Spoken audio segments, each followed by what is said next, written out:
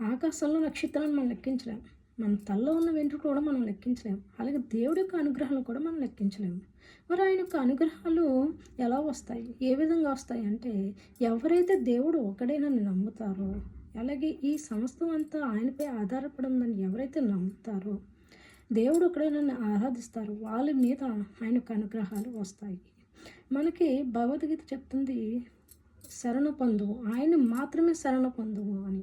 అలాగే బైబిల్లోని యేసువారు చెప్తున్నారు, మరియు భూమి మీద తండ్రి అని ఎవరికి పేరు పెట్టవద్దు, ఆయనే మన తండ్రి యెహోవా పరలోకమందు ఉన్నారు.